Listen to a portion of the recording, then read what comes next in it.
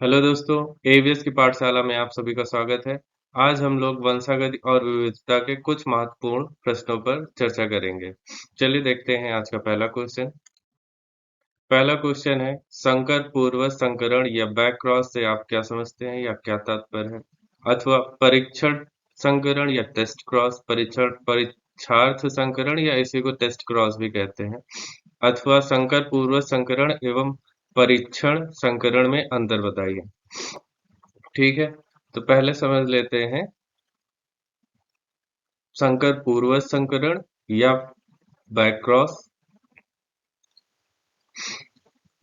संकर पूर्वज संकरण या बैकक्रॉस में क्या होता है कि जैसे F1 पीढ़ी में जो भी हमें संतति प्राप्त होती है, उसका हम क्या कहते हैं, किसी भी प्रभावी या अप्रभावी जनक से क्या कहते हैं, संकरण करा दें, तो वह कहलाता है संकर पूर्वज संकरण या बैकक्रॉस। चलिए देखते हैं इसकी डेफिनेशन, फिर उसके बाद आपको उदाहरण सहित समझाते हैं। संकर पूर्व संकरण को एक नाम से और जानते हैं जिसको बोलते हैं प्रतीप संकरण। ये जब किसी F1 पीढ़ी के पौधे का संकरण किसी भी जनक से कराया जाए, किसी भी जनक के साथ करवाया जाता है, तो इस संकरण को प्रतीप संकरण या पूर्व संकरण कहते हैं। यहाँ पर किसी भी जनक से तात्पर्य है किसी भी जनक के साथ कराया जाता है, मीन्स कि प्रभावी या अप्रभावी, इन दोनों में से किसी भी जनक से किसी भी जनक से क्रॉस कराते हैं, तो वह कहलाता है, क्या कहते उस वह कहलाता है संकर पूर्व संकरण या बैक क्रॉस। इसको उदाहरण के थ्रू आपको समझाते हैं। अभी हमने लक्षण लिया, लक्षण एक ले लिया, क्या? लंबाई। ठीक है, अब इसमें क्या कहते हैं, एक होगा लक्षण प्रभावी। प्रभावी में होगा शुद्ध लंबे पौधे या शुद्ध लंबा। ठीक है, इसको डिनोट करते हैं कैपिटल टी से। दूसरा होता है अप्रभावी। अप्रभावी ये होता है शुद्ध बौना। इसको हम डिनोट करेंगे स्मॉल टी से। ठीक है, अब इनको क्रॉस के थ्रू बताते हैं। प्रभावी,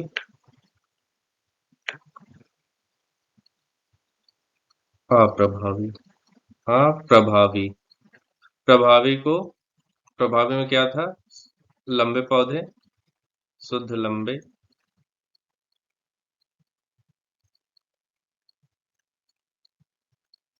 और इसमें क्या थे? शुद्ध बौने।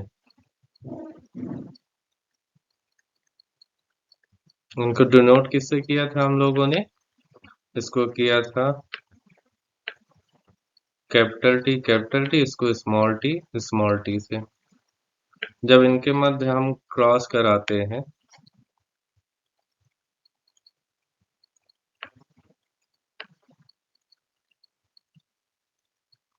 तो F1 पीढ़ी में हमें प्राप्त क्या होते हैं? सभी पौधे। ये हो गई आपकी F1 पीढ़ी। F1 पीढ़ी में हमें क्या प्राप्त होते हैं? सभी पौधे संकर लंबे। अब F2 पीढ़ी में जब हम इनका संकरण कराएंगे, तो F2 पीढ़ी में क्या करते हैं, हम या तो प्रभावी जनक से करा दें या इसी का क्रॉस अप्रभावी जनक से करा दें। अप्रभावी या प्रभावी जनक से करा दें, दोनों में से किसी एक भी जनक के साथ करवा देंगे, तो वह कहलाएगा बैक क्रॉस या क्या कहते हैं इसे, परीक्षण संकरण। बैक क्रॉस या इसी को किसी भी जनक के साथ करवा देते तो उसको बोलते हैं संकर पूर्व संकरण या बैक क्रॉस। ठीक है।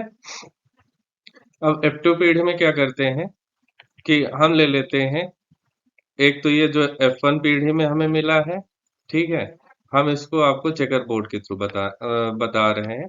ठीक है। पहला ले लेते हैं क्या, जो हमें F1 पीढ़ी में प्राप्त हुआ है। दूसरा हम ले लेते हैं प्रभावी जनक। प्रभावी जनक में हमें हमारे पास क्या है, ये प्रभावी शुद्ध लंबा प्रभावी हो गया, और शुद्ध बावनक क्या थे, अप्रभावी थे।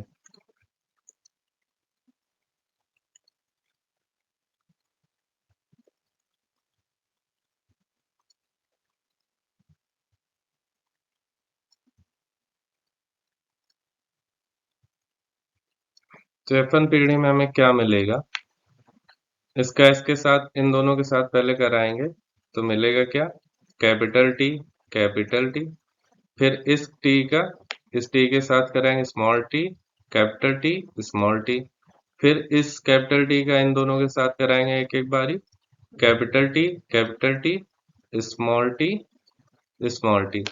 इसमें क्या होता है, हमें 50-50% का रेशियो प्राप्त होता है। अगर अप्रभावी जनक के साथ कराएंगे तो शुद्ध बावनों का हमें क्या कहते हैं 50% मिलेगा, और 50% मिलेगा संकर लंबे का। और प्रभावी जनक के साथ कराएंगे तो हमें 50% मिलेगा शुद्ध लंबे पौधे का, और 50% मिलेगा संकर लंबे पौधे का। चलिए रेशियो यहाँ पर लिख देते हैं। रिजल्ट, रिजल्ट में क्या है, कैपिटल टी ये क्या थे, शुद्ध लंबे पादप, शुद्ध लंबे, ये कितने हैं 50%। और दूसरा क्या है, कैपिटल टी स्मॉल टी, ये है संकर लंबे, ये भी है 50%। 50% कहाँ से आएगा, कुछ लोगों को अगर इसमें डाउट हो तो ये यहाँ पर आप देख लीजिए, ये जो दो हैं ये हैं क्या, शुद्ध लंबे के, और ये जो दो हैं शुद्ध संकर लंबे के। तो टोटल अगर चार हैं और दो दो, एक क्या कहते हैं, दो ग्रुप हैं, एक शुद्ध लंबे का और एक है संकर लंबे का, तो आधे आधे बढ़ गए तो कितना परसेंट बनेगा, 50-50%। ठीक है। आई होप कि आप लोगों को समझ में आया होगा। चलिए देखते हैं, इसमें जो दूसरा क्वेश्चन था, परीक्षार्थ संकरण या इसी को बोलते परीक्षण संकरण या टेस्ट क्रॉस। टेस्ट क्रॉस जब किसी भी क्या कहते हैं, किसी भी F1 पीढ़ी में जो भी हमें मिलता है, ठीक है, उसका हम क्रॉस किसी भी अप्रभावी जनक से कराते हैं। मीन्स कि इसमें किसी भी जनक से नहीं करा सकते हैं, सिर्फ अप्रभावी जनक के साथ। तो ऐसा संकरण क्या कहलाता है, परीक्षार्थ संकरण या परीक्षण संकरण या इसी को टेस्ट क्रॉस कहते हैं। और इसमें एक चीज और रहती है कि इसमें हमेशा अप्रभावित जनक के 50%, और जिससे हम करा रहे हैं, जो हमें F1 पीढ़ी में मिला है, उसका 50% मिलता है बस। तो इसकी डेफिनेशन देख लेते हैं पहले। जब जब पीढ़ी जब F1 पीढ़ी जब F1 पीढ़ी पौधे का संकरण F1 पीढ़ी के पौधों का संकरण अप्रभावी जनक से कराया जाता है तो इसे परीक्षार्थ संकरण कहते हैं। ठीक है। इसके द्वारा F1 या F2 के लंबे पौधों का जीनोटाइप का निर्धारण किया जाता है। ठीक है। मीन्स कि इससे हमें जीनोटाइप रेशियो प्राप्त होता है। इसमें विषम युग्मजीय लंबे पादप का सम युग्मजीय बौने पादप या अप्रभावी जनक के साथ क्रॉस कराया जाता है तो बौने पादप 50% प्राप्त होते हैं। इसमें संकरण शुद्धता या शुद्ध अप्रभावित जनक के साथ कराते हैं। इसमें संकरण जो भी होता है शुद्ध अप्रभावी जनक, मैंने बताया था ना कि शुद्ध बौने शुद्ध क्या कहते हैं लंबे, तो जो भी हम क्रॉस कराते हैं इसमें F2 पीढ़ी में अप्रभावित जनक के साथ वो शुद्ध नस्ली होना आवश्यक है। तो वही यहाँ पर है, इसमें संकरण शुद्ध अप्रभावित जनक से कराते हैं। इससे जीव का जीन प्रारूप ज्ञात होता है। मीन्स कि इससे हमें जीनोटाइप प्राप्त होता है। चलिए इसको एग्जाम्पल के थ्रू देखते हैं। वही लक्षण कौन सा लेंगे, लंबाई, तने की लंबाई लक्षण हो गया, तने की लंबाई।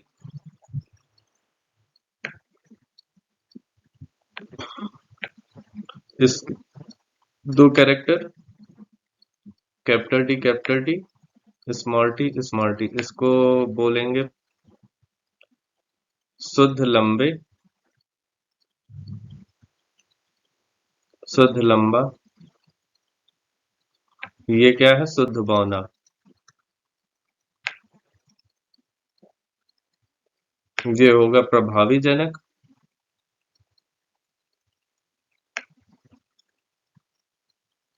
ये होगा अप्रभावी।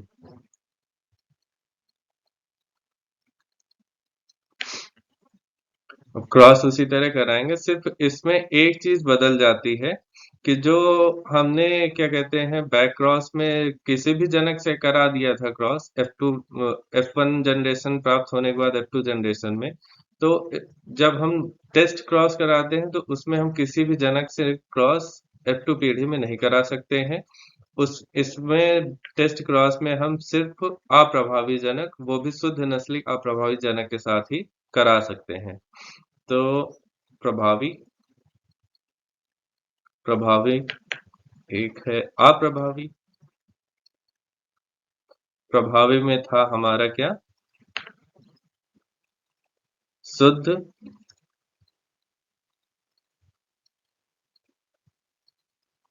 शुद्ध लंबे,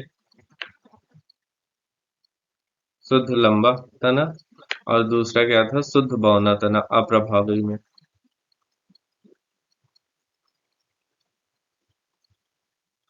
इसको हमने डिनोट किससे किया था?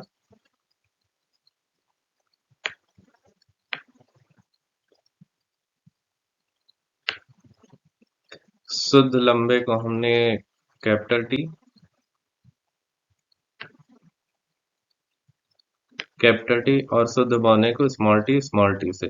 जब हमने इनका क्रॉस कराया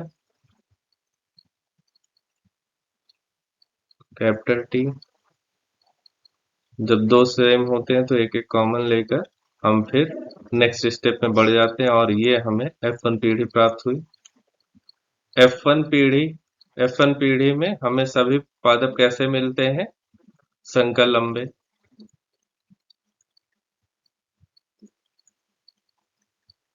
ठीक है। अब यहीं पर बैक क्रॉस में थोड़ा सा, टेस्ट क्रॉस और बैक क्रॉस में थोड़ा सा अंतर है।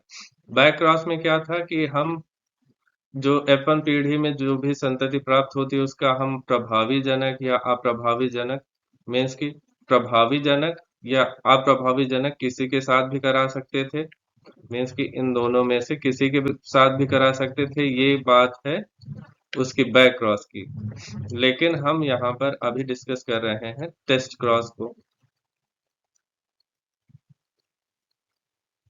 तो टेस्ट क्रॉस में हम किसी भी जनक के साथ नहीं करा सकते हैं। इसमें एक कंडीशन बढ़ जाती है कि हम सिर्फ इसमें अप्रभावी जनक, वो भी शुद्ध नस्ली अप्रभावी जनक के साथ क्रॉस करा सकते हैं। तो इसको भी हम चेकर बोर्ड के माध्यम से ही बताएंगे। पहला तो ये हो जाएगा जो हमें F1 पीढ़ी में प्राप्त हुआ है, कैपिटल टी स्मॉल टी।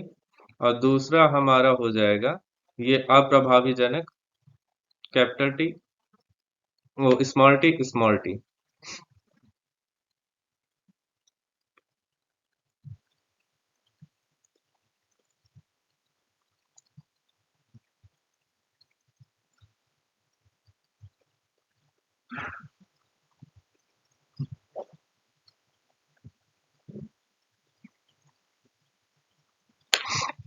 जैसे हमने इसके पहले किया था सेम वैसा ही प्रोसेस इसमें भी है। इस स्मॉल टी का इन दोनों के साथ कराएंगे, इस कैपिटल टी स्मॉल टी के साथ, तो हमें प्राप्त होगा कैपिटल टी, कैपिटल टी और दूसरा मिलेगा small T, capital T small T. फिर इसी स्मॉल टी का स्मॉल टी के साथ कराएंगे तो स्मॉल टी। फिर स्मॉल टी का कैपिटल टी के साथ small T, capital T small T. फिर स्मॉल टी का स्मॉल टी के साथ स्मॉल टी, स्मॉल टी। अब इसका भी रिजल्ट वैसे ही आएगा। रिजल्ट यहाँ पर देख लेते हैं।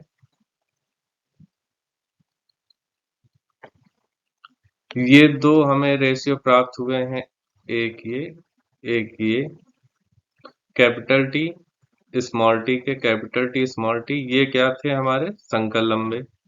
ये दो हैं मीन्स कि 50% संकर लंबे।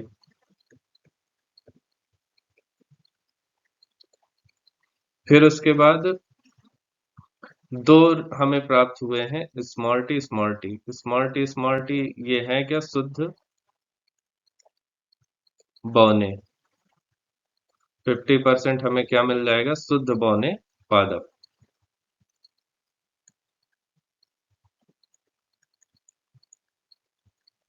आई होप कि आप लोगों को टेस्ट क्रॉस और बैक क्रॉस अच्छे से समझ में आ गया होगा।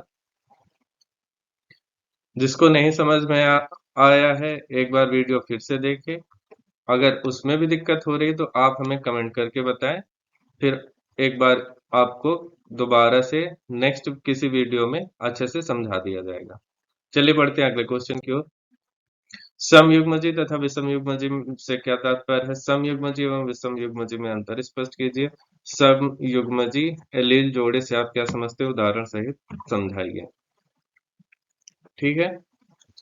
समयुग्मज में क्या होता है कि जो भी एलील्स या युग्म विकल्पी बनते हैं, उसके जो भी पेयर बनते हैं वो हमेशा समान होते हैं समयुग्मजी में। समयुग्मजी समयुग्मजी में जो भी एलील पेयर या युग्म विकल्पियों का निर्माण होता है, हमेशा कैपिटल टी या स्मॉल टी ये बनते हैं। और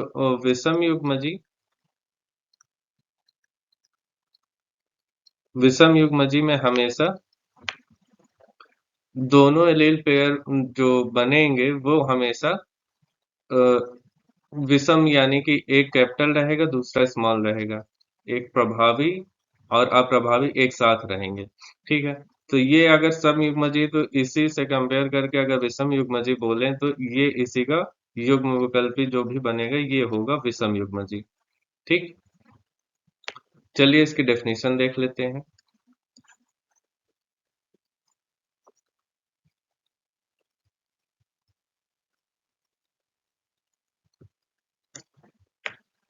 विषम युग्मजी विषम युग्मजी यह एक द्विगुणित अवस्था होती है जिसमें दोनों एलील एक समान होते हैं। जैसे कैपिटल टी या स्मॉल टी या डब्लू डब्लू, ये हो गए आपके क्या, समयुग्मजी या होमोजाइगस। ठीक है। जब किसी पादप के इकाई लक्षण के लिए कारकों के युग्मक यानी फैक्टर पेयर या जीन्स समान होते हैं, तो यह पादप उस लक्षण के लिए समयुगल्पी कहलाता है। कहने का तात्पर्य यह है कि जब किसी भी लक्षण के लिए कोई भी पादप के जो भी एलील पेयर होते हैं, उनके जो युग्म पेयर होते हैं या फैक्टर पेयर्स होते हैं वे समान होते हैं, तो वह उस पादप या उस लक्षण के लिए, पादप के उस लक्षण के लिए समयुग्मजी कहलाता है। और समयुग्मजी उस लक्षण के लिए शुद्ध होते हैं, मीन्स कि ये जो समयुग्मजी बनते हैं हमेशा, ये हमेशा शुद्ध होते हैं। जैसे ये शुद्ध बौना,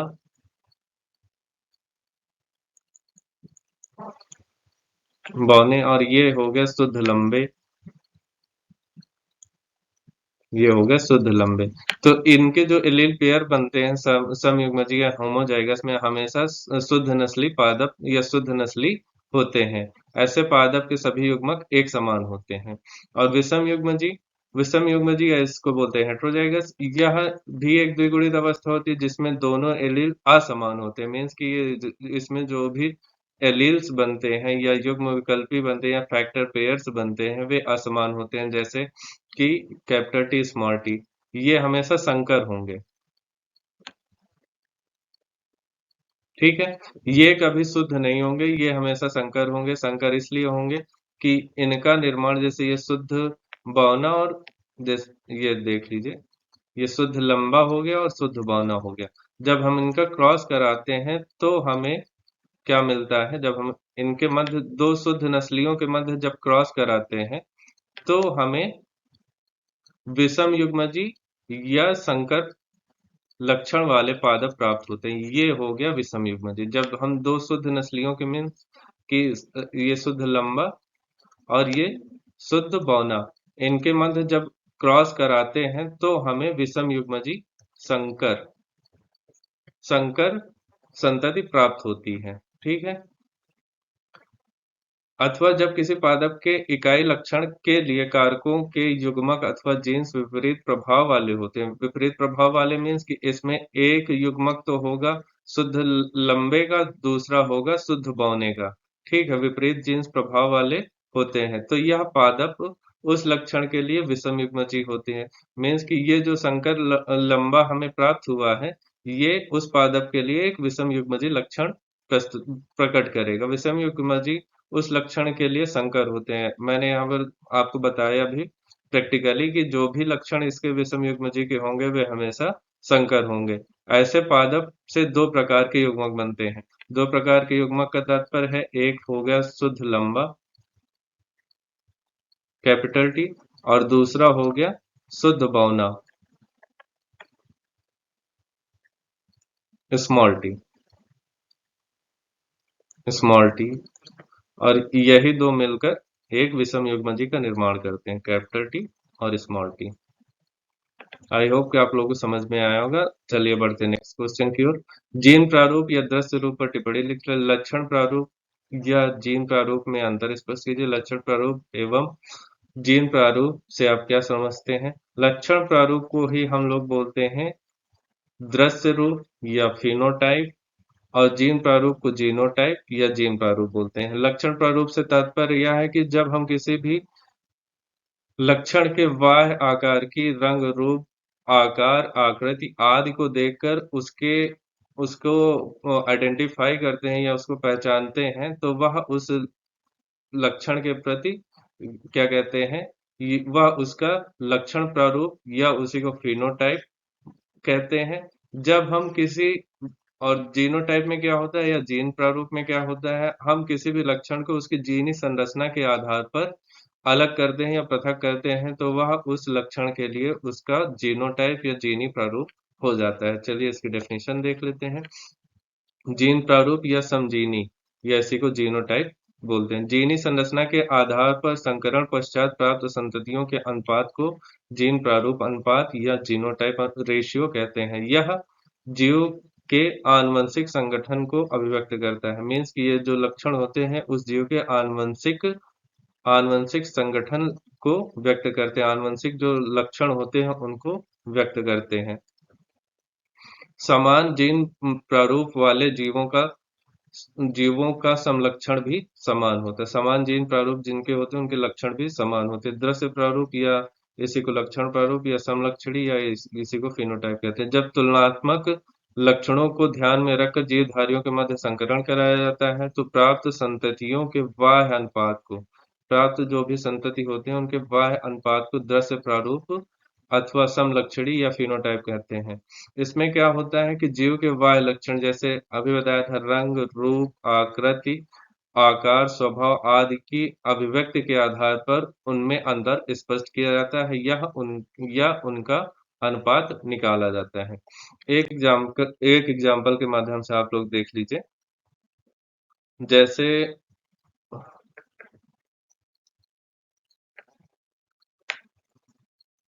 ये क्रॉस है लंबा और बौना, इनके मध्य हमने क्रॉस कराया। ठीक है, क्रॉस कराते हैं तो F1 पीढ़ी में तो हमें सिर्फ यही लक्षण प्राप्त होते हैं। तो मीन्स की कैपिटल टी स्मॉल टी यानी संकर लंबे। ठीक, जब हम F2 पीढ़ी में इनका सेल्फ क्रॉस कराते हैं मीन्स F1 पीढ़ी, जब F2 पीढ़ी में हम इसका संकर लंबे पौधे का संकर लंबे पौधे के साथ ही क्रॉस कराते हैं या इसी को बोलते हैं सेल्फ क्रॉस या स्वनिषेचन या स्वसंकरण। ठीक है, तो हमें कुछ इस तरीके के अनुपात देखने को मिलते हैं, capital T small T capital T small T capital T small T small T small T. ठीक है, एक मिनट। अलग अलग कलर के, उससे दिखा देते हैं, ज्यादा सही रहेगा। ये हो गया कैपिटल टी, स्मॉल टी, और ये हो गया आपका। इसमें हमें देखिए तीन तरह के लक्षण, यानी तीन तरह के जो भी अनुपात या रेशियो मिले हैं या संतति मिले, तीन तरह के देखने को मिले। एक तो मिला है कैपिटल टी, और दो हमें मिले हैं, एक कैपिटल टी, ये कैपिटल टी स्मॉल टी, और एक कैपिटल टी स्मॉल टी, यानी कि इसके दो कैरेक्टर देखने को मिले, और स्मॉल टी के एक कैरेक्टर देखने को मिले। ठीक है। अच्छा, कैपिटल टी को भी हम लंबा बोलते हैं, और कैपिटल टी स्मॉल टी को भी लंबा बोलते हैं। ठीक है। तो फिनोटाइप या दृश्य रूप में, दृश्य प्रारूप, ये इसी को बोलते हैं फिनोटाइप।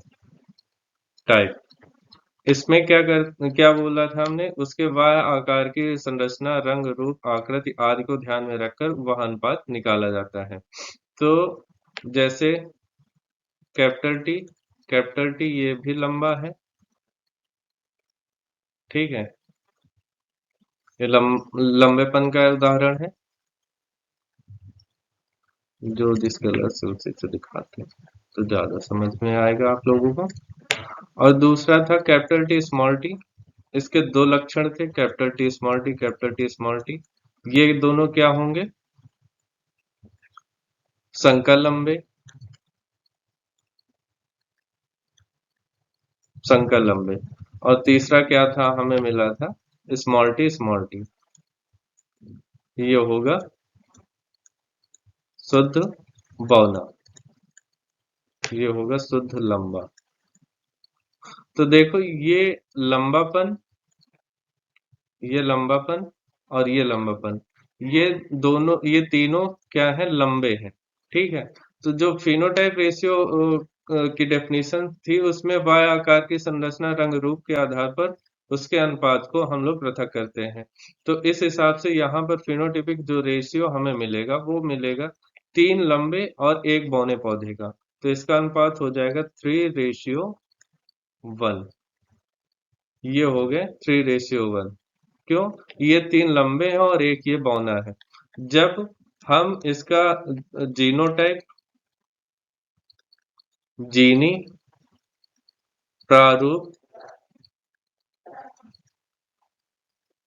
या जीनोटाइप निकालते हैं, तो जीनोटाइप रेशियो में हम क्या कहते हैं, उसकी जीनी संरचना को देखते हैं, उसके आधार पर उसको पृथक करते हैं।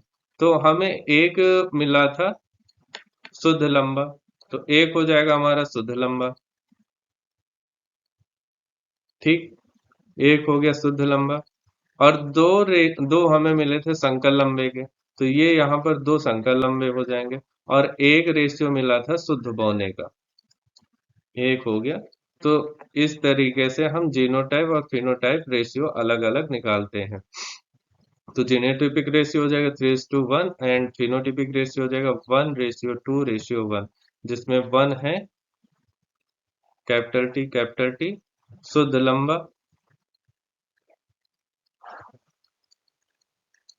और ये जो दो रेशियो हैं, ये हो जाएंगे एक स्मॉल टी कैपिटल टी या कैपिटल टी स्मॉल टी, ये दोनों हो जाएंगे संकर लंबे।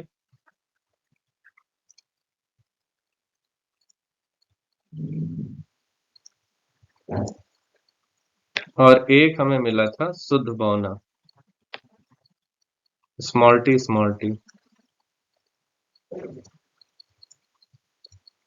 आई होप कि आप लोगों को जीनोटाइप और फिनोटाइप रेशियो निकालना आ गया होगा। चलिए बढ़ते हैं अगले क्वेश्चन की ओर।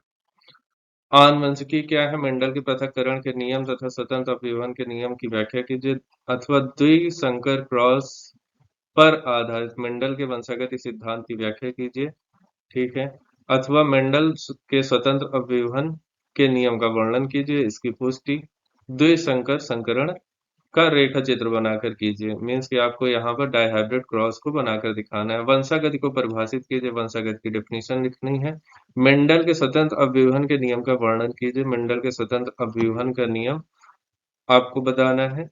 नेक्स्ट, अथवा द्विसंकर क्रॉस का चेकर बोर्ड की सहायता से वर्णन कीजिए। मीन्स कि आपको डायहाइब्रिड क्रॉस को दिखाना है, वो भी चेकर बोर्ड की सहायता से।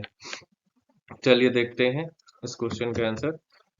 जो आनुवंशिकी की परिभाषा है वह आप लोगों को इसके पहले वीडियो में बता चुके थे। चलिए एक बार फिर से रिवाइज कर लेते हैं। आनुवंशिकी आनुवंशिकी विज्ञान की वह शाखा है जिसमें वंशागति एवं विभिन्नताओं का अध्ययन किया जाता है। आनुवंशिकी विज्ञान की वह शाखा है जिसमें हम वंशागति लक्षणों तथा विभिन्नताओं का अध्ययन करते हैं। आनुवंशिक लक्षणों के एक पीढ़ी से दूसरी पीढ़ी में स्थानांतरित होने की प्रक्रिया आनुवंशिकता या वंशागत कहलाती है। ठीक है। जो आनुवंशिक लक्षण one generation to other generation transmit होया करते हैं, उसी प्रक्रिया को बोलते हैं आनुवंशिकता या उसी को बोलते हैं वंशागति। चलिए बढ़ते हैं आगे। पहला मेंडल के 3 नियम थे जिसमें था, चलिए यहाँ पर लिख के बता देते हैं। पहला था मेंडल के तीनों नियम, तो आप लोग कम से कम नोट ही कर लीजिए। प्रभाविता का नियम, दूसरा है आपका ये पृथक्करण का नियम, और तीसरा स्वतंत्र अव्यूहन का नियम।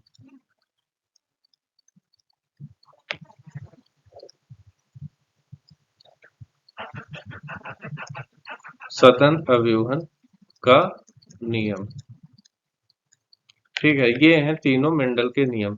तो इसमें आपसे पूछा था पृथक्करण के नियम के बारे में और स्वतंत्र अव्यूहन के नियम के बारे में।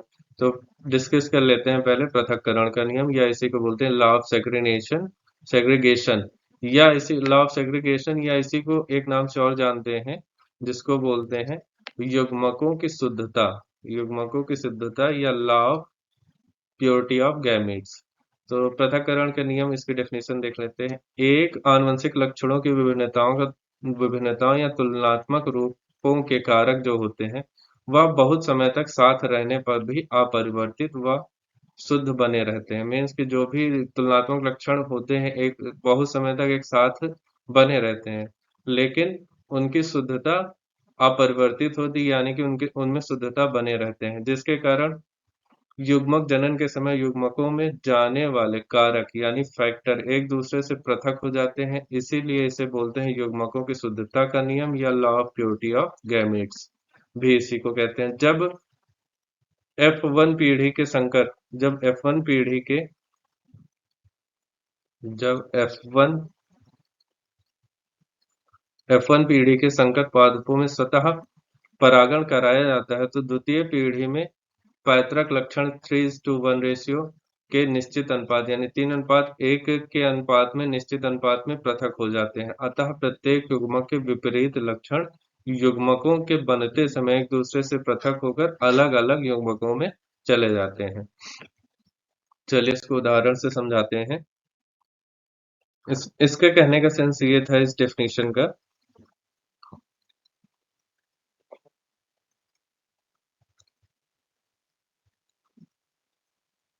शुद्ध लंबे पादप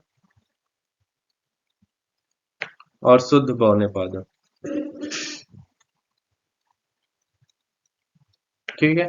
इनके मध्य जब हम क्रॉस कराते हैं, शुद्ध लंबे को हम डिनोट हमने किया है कैपिटल टी, और इस शुद्ध बौनों को स्मॉल टी से जब हम क्रॉस कराते हैं, तो F1 पीढ़ी में हमें क्या मिलते हैं? सभी संकर पादप मिलते हैं। सभी जितने पादप मिलेंगे संकर पादप मिलेंगे। ये होगी F1 पीढ़ी। कैसे पादप? सभी पादप होंगे संकर। और कैसे? लंबे। ये संकर लंबे पादप काफी समय तक साथ साथ रहने के पश्चात भी इसमें जो युग्मक रहते हैं उनकी शुद्धता बनी रहती है, और ये शुद्धता हमें दिखती कब है? F2 पीढ़ी में, जब हम इसका सेल्फ क्रॉस कराते हैं या स्वतः निषेचन कराते हैं, तो हमें देखने को मिलता है। ये कैसे देखने को मिलेगा? चलिए यहाँ पर आपको बताते हैं। ये हो गया, यही था। इसी का हम इसी के साथ सेल्फ क्रॉस कराएंगे, ठीक है।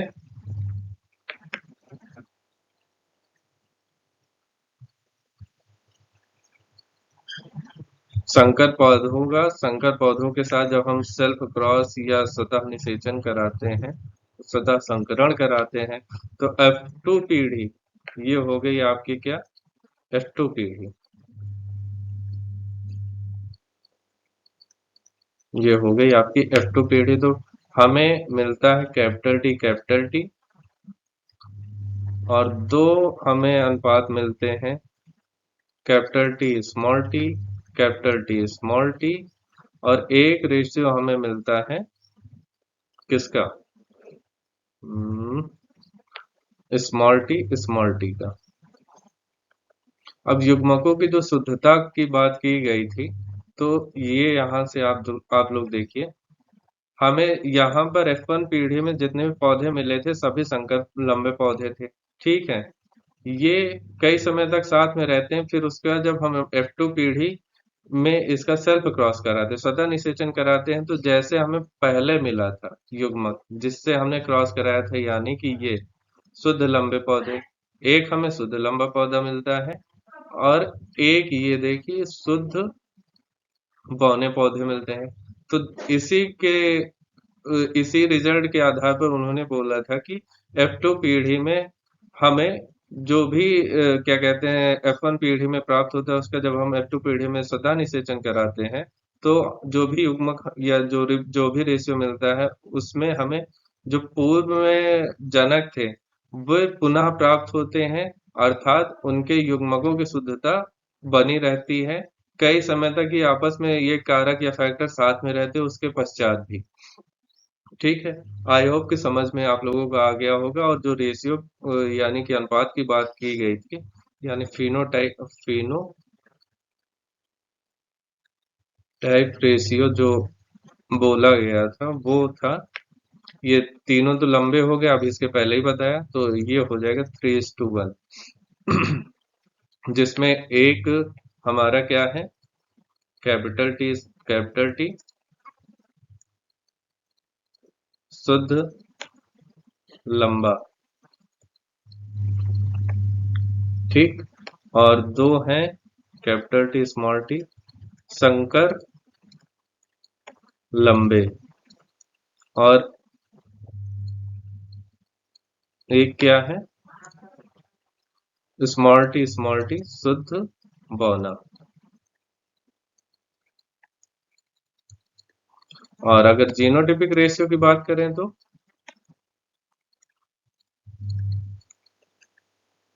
जीनोटिपिक रेशियो हो जाएगा 1:2:1, ठीक है। आई होप कि आप लोगों को समझ में आएगा। नेक्स्ट इसी में था स्वतंत्र अभिवहन का नियम। स्वतंत्र अभिवहन के नियम की डेफिनेशन पहले देख लेते हैं।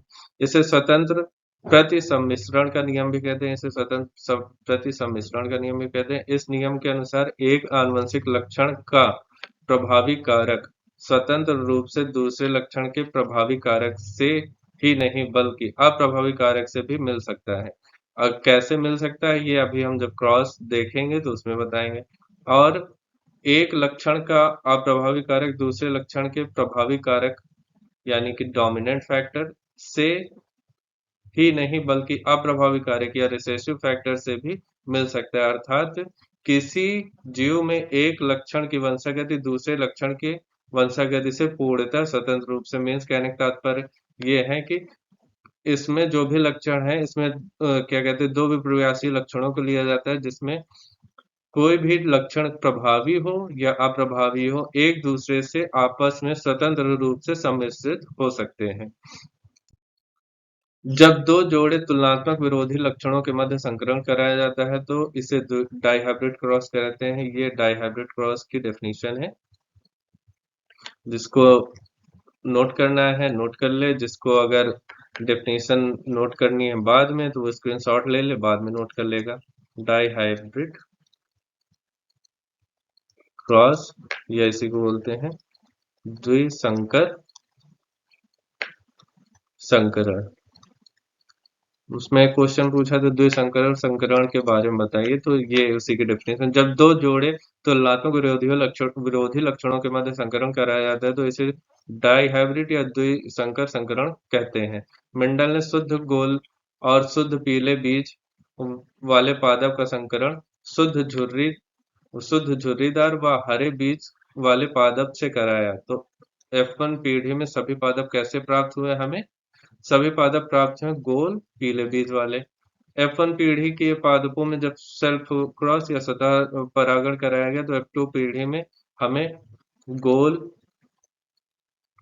गोल व पीले, गोल व पीले, गोल व हरे, झुर्रीदार पीले व झुर्रीदार व हरे बीज प्राप्त हुए। मीन्स कि 4 प्रकार के बीज प्राप्त हुए। पहला था गोल व पीले बीज, दूसरा है गोल व हरे बीज, तीसरा है झुर्रीदार व पीले बीज और चौथा है झुर्रीदार व हरे बीज, जिनका अनुपात हमें मिला था 9:3:3:1 के अनुपात में।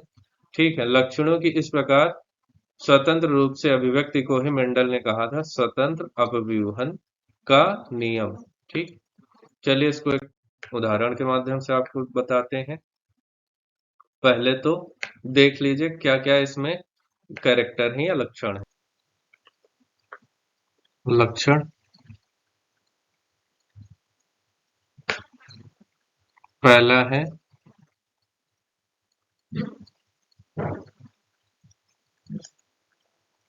गोल बीज को हमने RR से डिनोट किया, राउंड। दूसरा है पीले बीज को हमने कैपिटल वाई से डिनोट किया है, या येलो। ये एक लक्षण हो गया। दूसरा लक्षण है हाँ,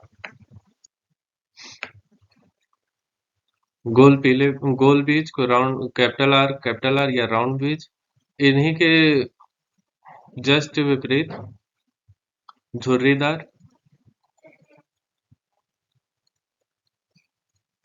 झुर्रीदार बीज को हम डिनोट करेंगे स्मॉल आर या रिंकल्ड।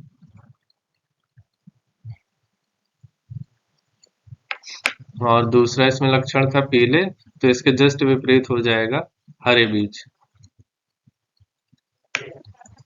इसको डिनोट करेंगे स्मॉल वाई या ग्रीन। ठीक है, ये होंगे ये होंगे समस्त प्रभावी और ये होंगे अप्रभावी। ठीक है, तो पहले तो इनका क्रॉस देख लेते हैं, या फिर यहीं पर समझ लेते हैं, बाद में इसके बाद क्रॉस देखेंगे। देखिए, जब भी हमें क्या कहते हैं प्रभावी लक्षण को प्रकट करना होगा, तो प्रभावी लक्षण के लिए कोई भी इन दोनों में से,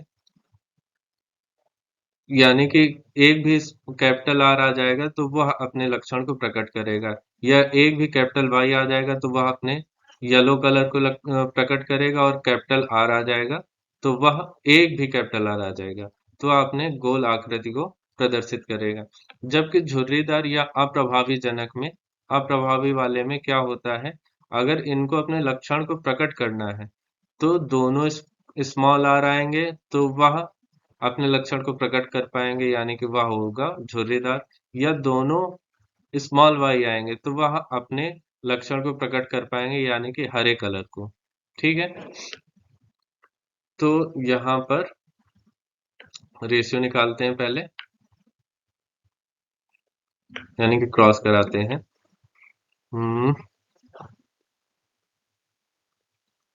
गोल पीले बीज, कैपिटल आर कैपिटल वाई, झुर्रीदार हरे बीज। झुर्रीदार हरे बीज को हमने कैसे दिखाया, स्मॉल वाई से।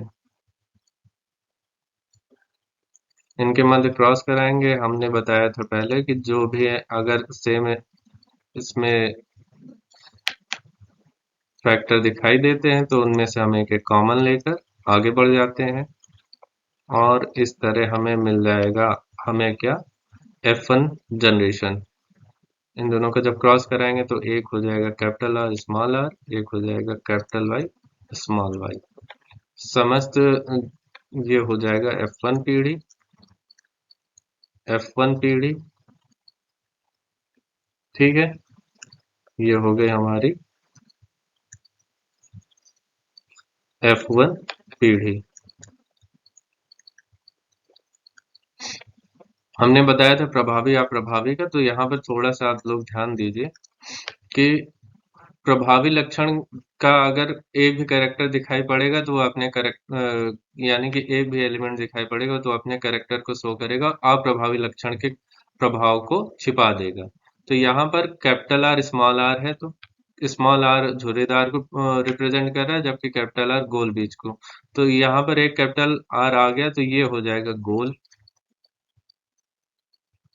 क्योंकि यह अप्रभावी लक्षण पर प्रभावी लक्षण ज्यादा प्रबल होता है, ठीक है। और दूसरा है कैपिटल वाई स्मॉल वाई।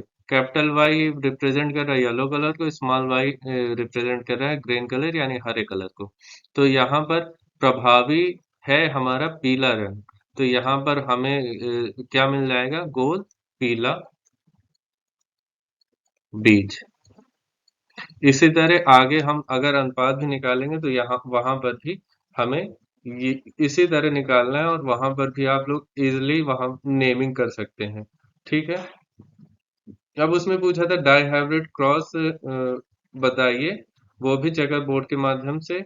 तो इसके आगे का नेक्स्ट स्टेप जो भी इसमें हम कराएंगे फिर आगे F2 जनरेशन के लिए, सेल्फ क्रॉस या स्वतः निषेचन। तो सेल्फ क्रॉस स्वतः निषेचन में जो हमें चार फैक्टर मिलते हैं वह कैसे आते हैं वो भी आप लोगों को बताते हैं नेक्स्ट स्टेप में। हमें मिला क्या था, capital R small R capital Y small Y. इसको यहाँ से ब्रेक करते हैं सेम एलिमेंट को एक साइड पे करके।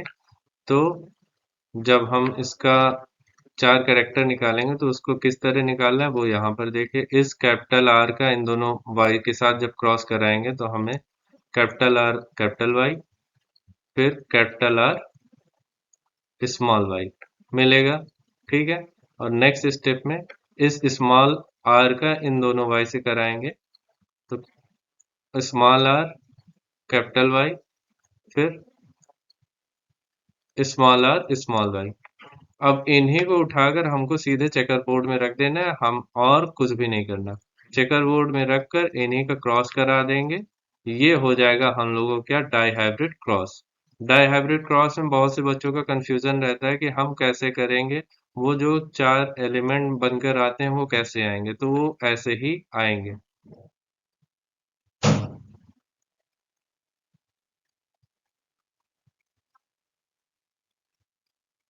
ठीक है,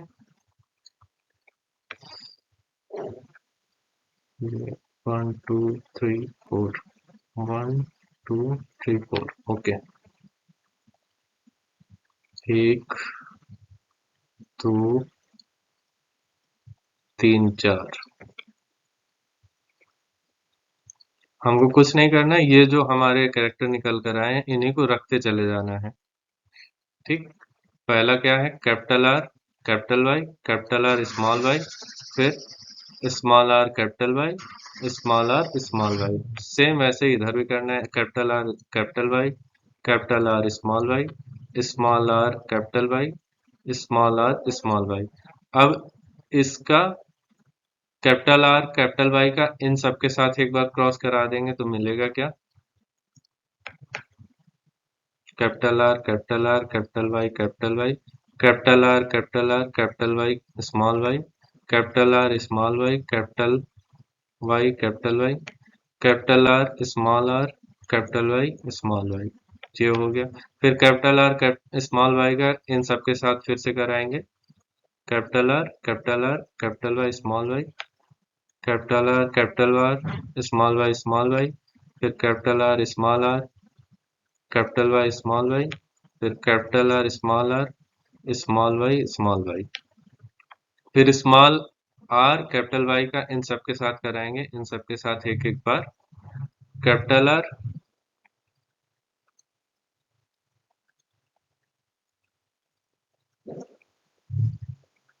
कैपिटल आर कैपिटल वाई फिर कैपिटल आर स्मॉल वाई फिर capital R capital Y capital are,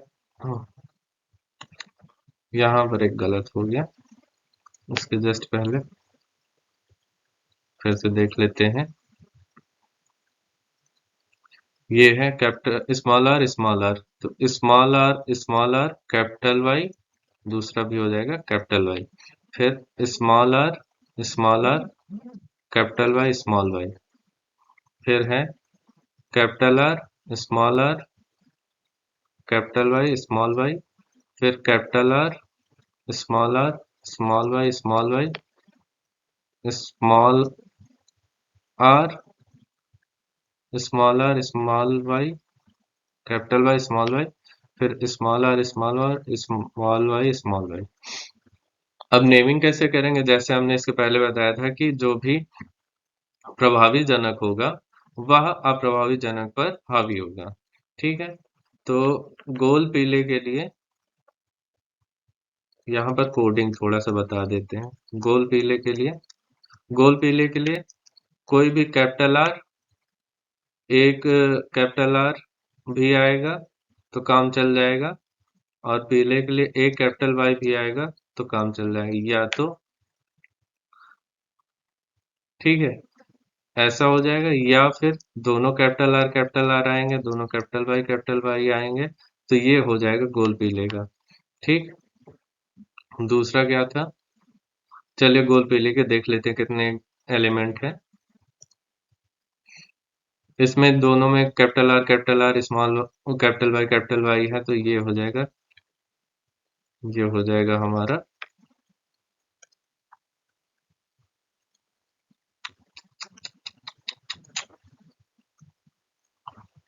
round yellow या गोल पीला, ये भी हो जाएगा। इसमें एक डबल कैपिटल आर और एक स्मॉल वाई, इस कैपिटल वाई है, तो ये भी हो जाएगा, क्योंकि येलो के लिए एक भी कैपिटल वाई होगा तो हो जाएगा येलो कलर। इसमें एक कैपिटल आर एक स्मॉल आर और दो कैपिटल वाई है, तो ये भी हो जाएगा राउंड येलो। ये भी हो जाएगा राउंड येलो, क्योंकि इसमें एक एक कम से कम कैपिटल लेटर है। इसमें भी राउंड येलो हो जाएगा। इसमें राउंड येलो नहीं होगा, क्योंकि इसमें राउंड तो होगा, क्योंकि एक यानी कि दो कैपिटल आर है और दो स्मॉल वाई है, तो यहाँ पर राउंड येलो ना होकर राउंड ग्रीन हो जाएगा, क्योंकि ग्रीन अप्रभावी था, अप्रभावी लक्षण, और अप्रभावी लक्षण में जब दोनों एलिमेंट स्मॉल लेटर में आते हैं तो वो अपने कैरेक्टर को रिप्रेजेंट करते हैं, तो यहाँ पर हो जाएगा क्या? Round green. ठीक है, और फिर ये यहाँ पर हो जाएगा कैपिटल आर कैपिटल वाई, ये हो जाएगा राउंड येलो। यहाँ पर भी हो जाएगा कैपिटल आर स्मॉल वाई, फिर यहाँ पर हो जाएगा राउंड ग्रीन, ये हो जाएगा राउंड ग्रीन। ये हो गया राउंड येलो, फिर कैपिटल आर कैपिटल वाई, तो राउंड येलो, ये भी हो जाएगा राउंड येलो। फिर इसमें दो स्मॉल लेटर हैं आर के और दो कैपिटल लेटर हैं वाई के, तो राउंड के लिए कैपिटल आर था और झुर्रीदार के लिए स्मॉल वाई, तो यहाँ पर हो जाएगा रिंकल्ड।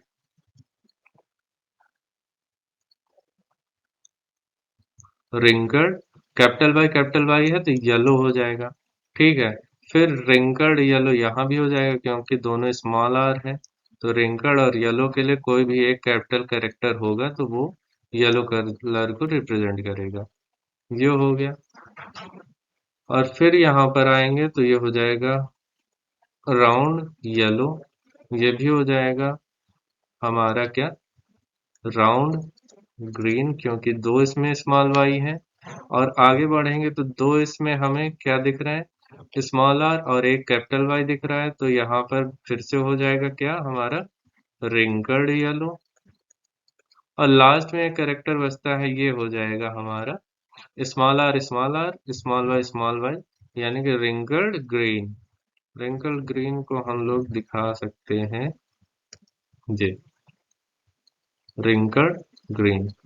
तो इसका फिनोटिपिक रेशियो हो जाएगा, ये गोल पीले के लिए हो गया।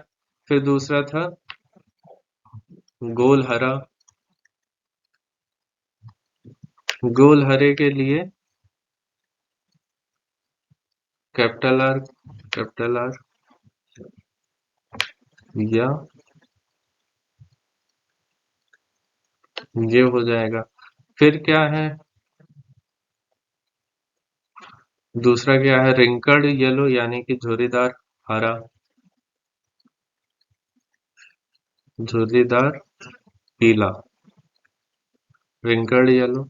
रिंकल्ड येलो में रिंकल्ड के लिए स्मॉल आर होना कंपलसरी है। पीले के लिए एक कैपिटल वाई हो या फिर दोनों कैपिटल वाई हो तो वो पीले कलर को रिप्रेजेंट करेगा। ठीक है, झुर्रीदार पीला हो गया। फिर झुर्रीदार हरा, झुर्रीदार हरा, झुर्रीदार के लिए स्मॉल आर होना कंपलसरी है क्योंकि यह अप्रभावी लक्षण है। तो स्मॉल आर और हरा कलर भी अप्रभावी लक्षण था तो इसके लिए इन दोनों के ये कोड आप लोग याद कर लेंगे तो आपको फिनोटाइप जीनोटाइप निकालने में बहुत ही आसानी होगी। अब हम इसका फिनोटाइप रेशियो देख लेते हैं।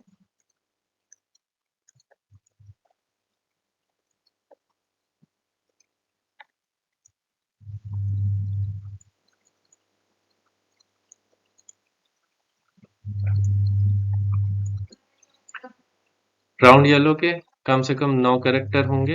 एक, यहाँ पर हम मार्किंग करते हुए चलते हैं।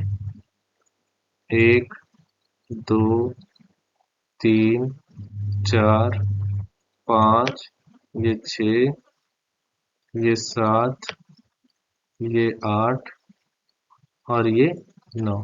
राउंड येलो हो गए 9। 9 हो गया रेशियो। फिर है ग्रीन, राउंड ग्रीन, एक, दो, तीन, 9:3। ये हो गया गोल हरे के। फिर झुर्रीदार पीले, झुर्रीदार पीले के एक, दो, तीन, तीन इसके हो गए, तीन। फिर लास्ट में बचता है सिर्फ एक यानी कि झुर्रीदार हरा, इसका एक कैरेक्टर था ये। इस तरह आपको 9:3:3:1 जो कि दृश्य प्रारूप या फिनोटाइप रेशियो हो ऐसे निकलेगा। ठीक है, आई होप कि आप लोगों को ये वीडियो पसंद आया होगा।